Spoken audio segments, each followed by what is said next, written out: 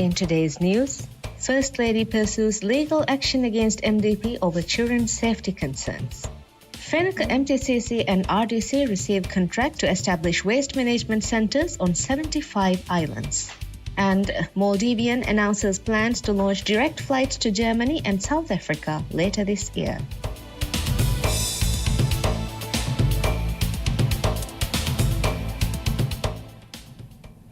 Bismillahirrahmanirrahim. Assalamu alaikum. Welcome to News. I'm Yusuf bin Mohammed.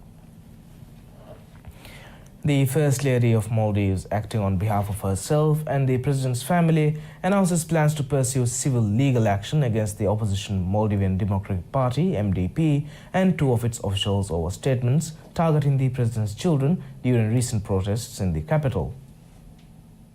Legal counsel Ustaza Aishat Azima Shakur stated at a press conference in Dimyat that the First Lady, Madam Sajda Muhammad, has no choice but to file charges against the MDP, its chairperson Fayaz Ismail, and party member Mariam Zubair.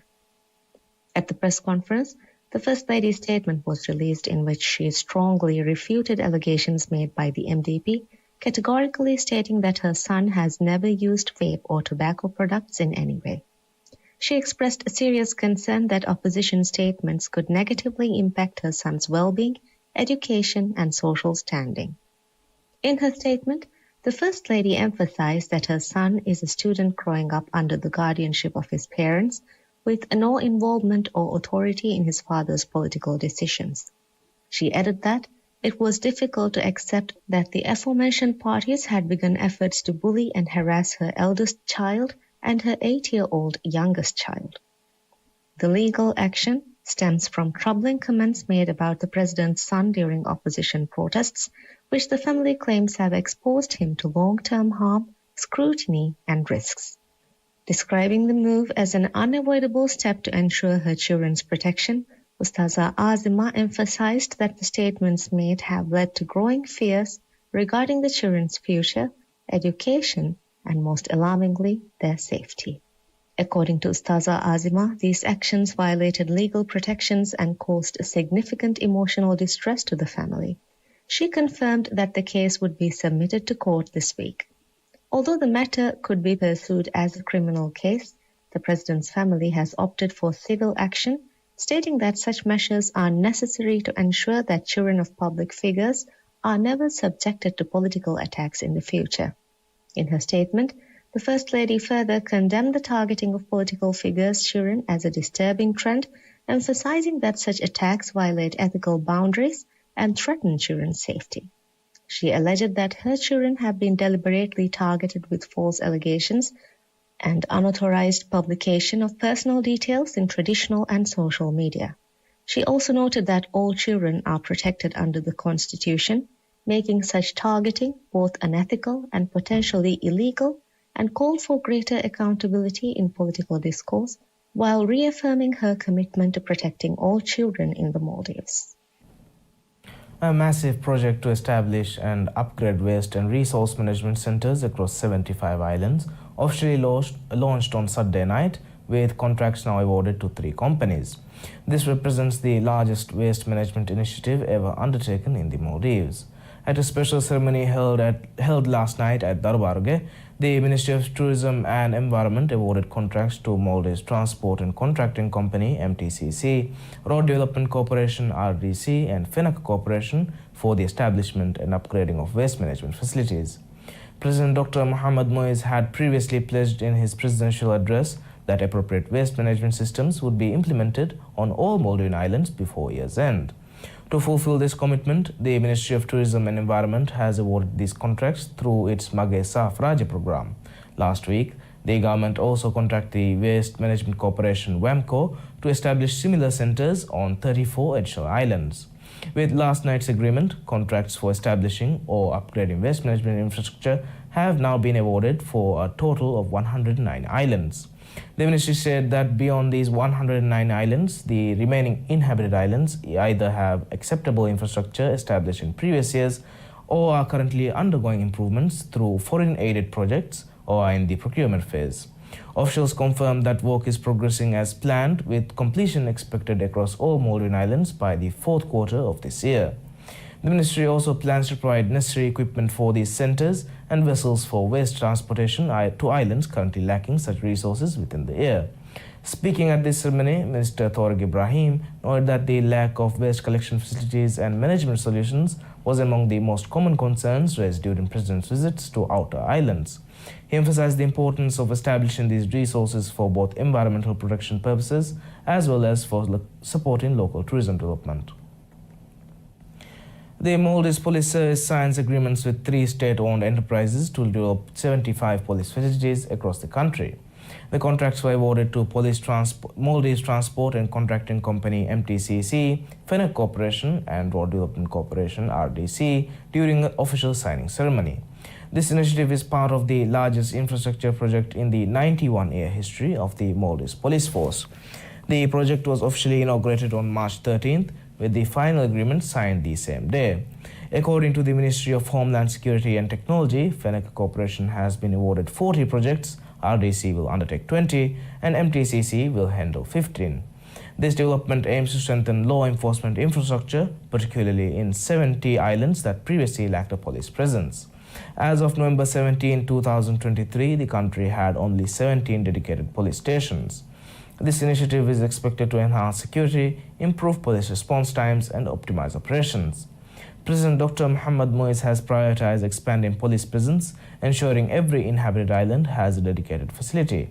Once completed, the project will establish regional and atoll-level headquarters, island police stations, police posts, and officer accommodation, improving efficiency and service delivery nationwide. We'll be back after a short break.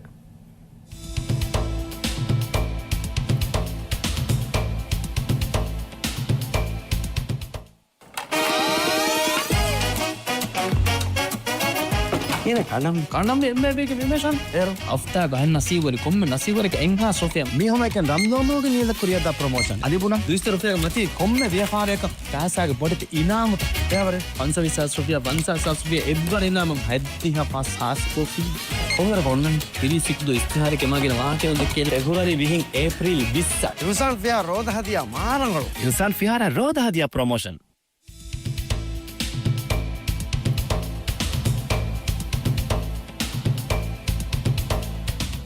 Welcome back.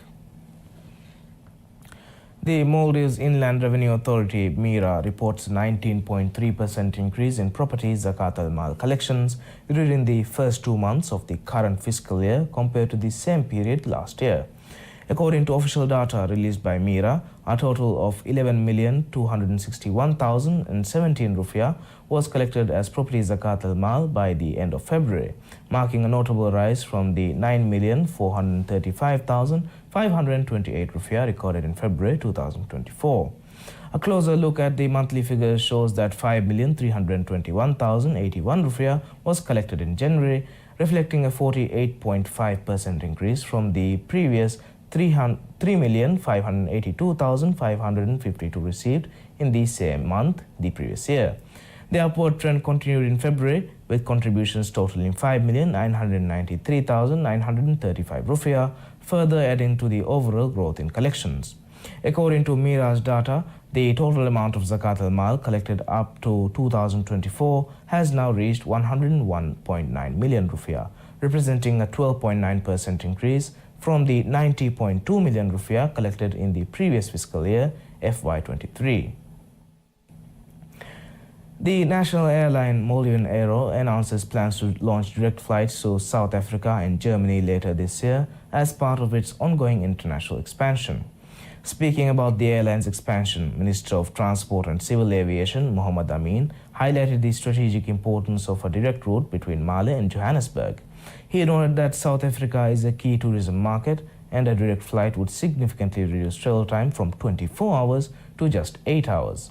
An Airbus A330-200 wide-body aircraft with a capacity of 264 passengers was introduced by Maldivian in January. The aircraft is currently operating flights to 3 major cities in China, Beijing, Shanghai and Chengdu. The airline is also working to acquire another wide-body aircraft later this year as part of its plans to expand services to more European destinations. Kodagiri's Lagoon, a site dedicated to tourism, is now home to the Maldives' first aircraft wreck dive site, Kudagiri Dunia Wreck, following the submersion of two decommissioned Dornier 228 aircraft from the Air Maldives era. The dive site was officially launched on a Saturday in a collaborative effort between Maldives Marketing and Public Relations Corporation (MMPRC), Housing Development Corporation (HDC), and Maldives Transport and Contracting Company (MTCC). Minister of Tourism and Environment Tariq Ibrahim and HDC Managing Director Muhammad Maruf Jamil were present for the historic submersion. With the addition of these aircraft, Kudagiri now hosts the Maldives' only aircraft wreck dive center, offering divers a rare opportunity to explore a piece of the nation's aviation history beneath the waves. HDC, which will oversee the site's maintenance, chose the name Kudagiri Dunia Wreck to reflect the Divehivor Duni bird, symbolizing flight. The wreck site is expected to attract both diving enthusiasts and eco-tourists, further boosting Kudagiri's appeal as a prime underwater attraction. Before being submerged, the aircraft were fully cleaned and strategically positioned to minimize environmental impact. Concrete weights were attached to keep them stable on the lagoon floor. To further enhance marine biodiversity and appeal to eco-conscious travelers, HDC has announced plans to undertake coral planting at the site. Thank you for watching MM News. I'm Yusuf bin Muhammad and have a great day.